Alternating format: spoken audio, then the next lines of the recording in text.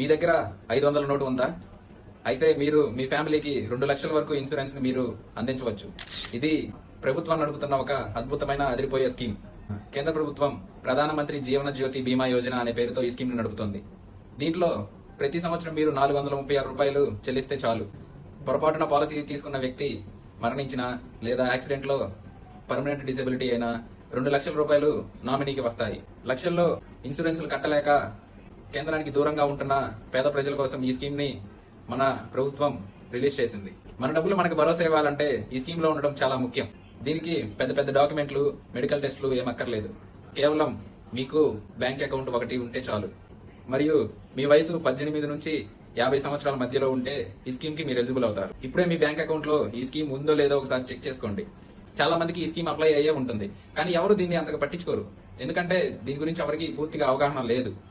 Bank వాళ్ళు కూడా ఎవరు ఏమి చెప్పరు. ఒక్కసారి మీ బ్యాంక్ అకౌంట్ కి ఈ ఫెసిలిటీ ఉందో లేదో చెక్ చేసుకోండి. ఒకవేళ లేకపోతే మీరు మీ బ్యాంక్ దగ్గరికి వెళ్లి ఈ ఫెసిలిటీకి అప్లై చేసుకోండి.